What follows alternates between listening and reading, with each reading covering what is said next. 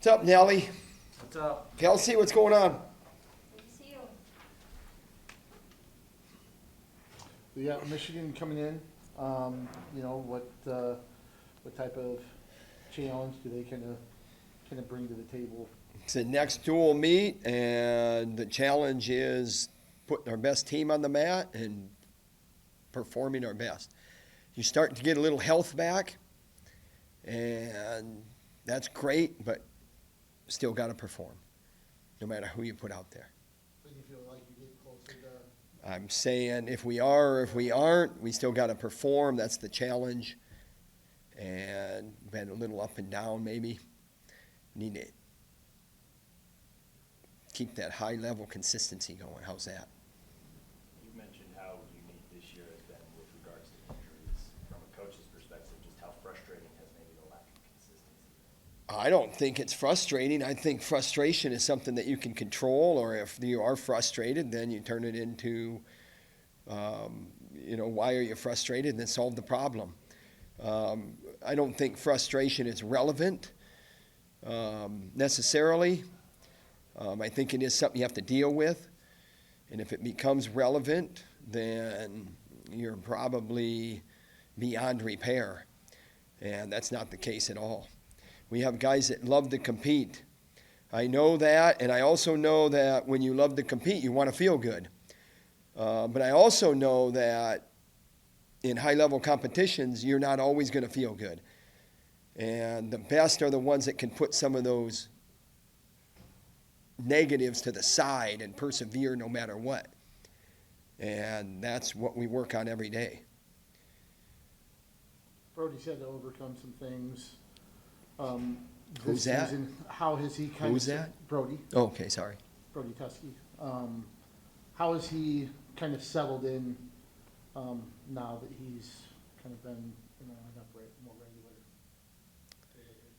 For me, it goes back to the very beginning when he entered the portal and he was looking around, and it was one of those things where, what do you want? What's the most important thing to you? He listed one or two things, and for him and what we had, those one or two things were a perfect fit. And he was mature enough to put aside other offers that were probably more lucrative, and he made the choice that he thought was best for him. So there's maturity right there. Another part of it with him is the fact that early on we had a situation where we weren't healthy in the wrestle off, and so we delayed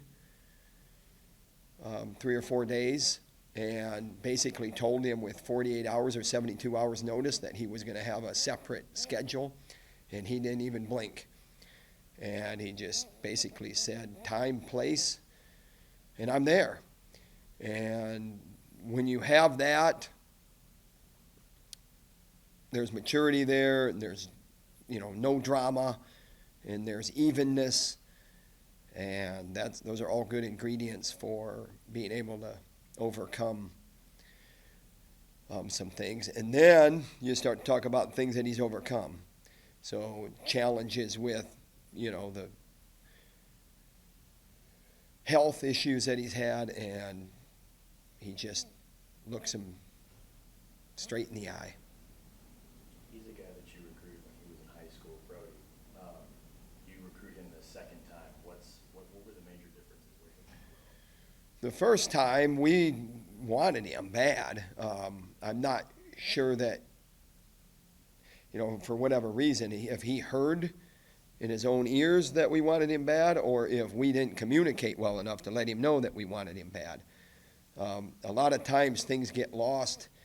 The love gets lost because maybe the offer or whatever isn't as significant as maybe it should have been according to one party, interpretation of the conversation. So the second time recruiting him was a lot simpler.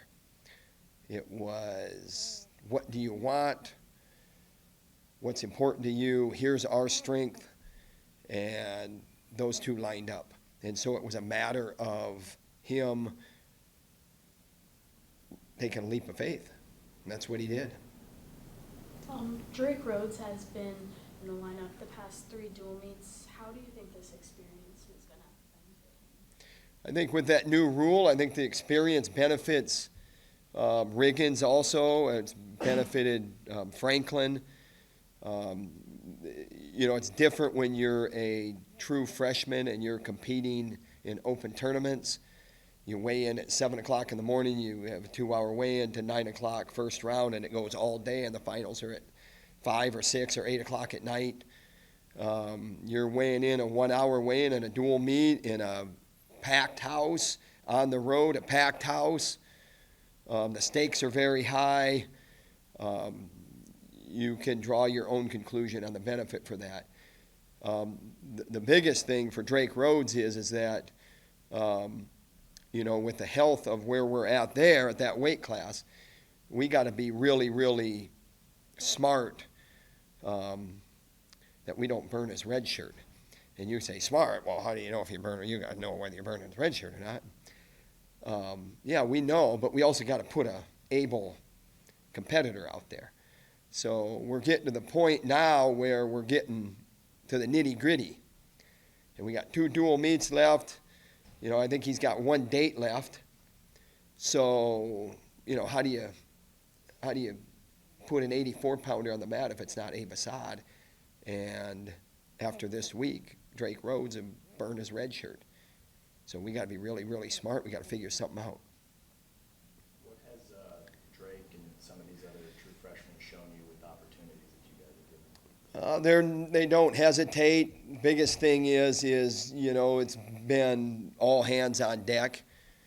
And, Kirk Ferentz talks about next guy in, and that's a really good, simple philosophy that everyone can understand, and there's a lot of accountability in that philosophy. And that's what all hands on deck means, and all hands on deck. And when we talk on the day after our competition, we're getting ready for the next one, it is literally you have to be ready to suit up and go, no matter who you are, because we've had some bizarre circumstances this year with this lineup. So you got to be ready to go. One more thing about Brody. What would you like to see out of him, or what would he need to do to kind of make a jump to the next level? I think, here's the thing. You can talk all the little things that we talk to him about, or I just think he needs to get the best version of himself out there. And he knows that it's about being tough.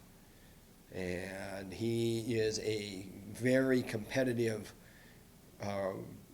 wrestler. He does not take well to embarrassment, and even though for me and you, he hadn't embarrassed himself, but to him he takes it personal when those results aren't up to snuff. So he looks at it like, I embarrassed myself, I need to do better. And that's a good quality of a competitor. We love him. He's made us better. He has made our room better. Thanks. All right, thanks, Tom. And he's right outside the door, I'm sure. Yeah.